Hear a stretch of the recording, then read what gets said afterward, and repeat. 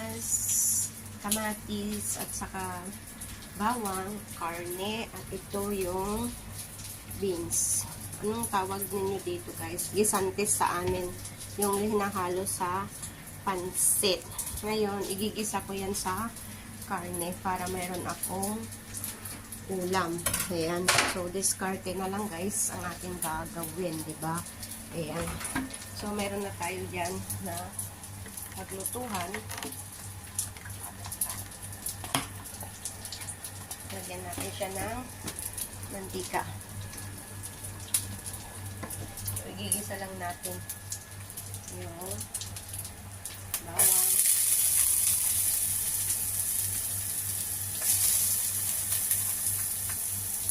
sibuyas,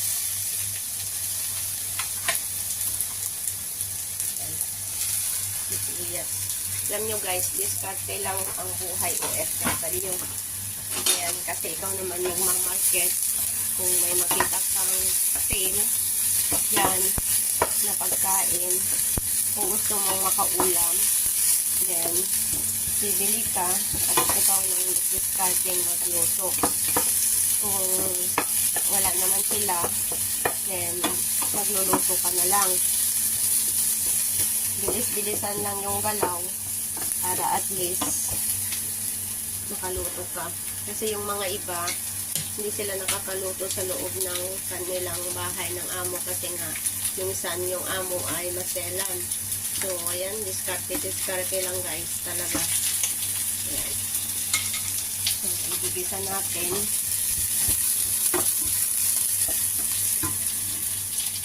Ayan, lagyan ko siya ng kamatis.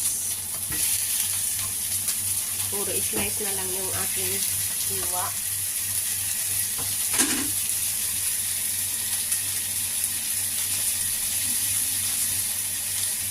Ayan.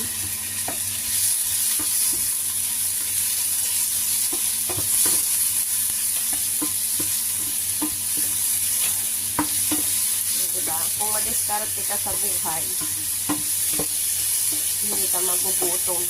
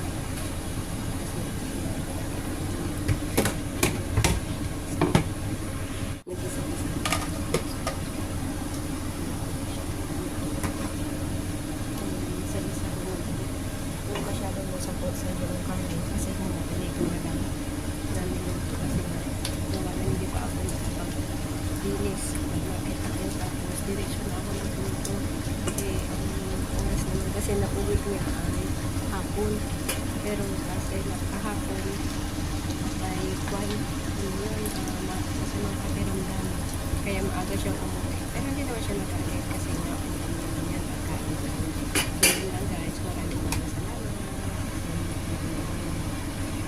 sa akin lagi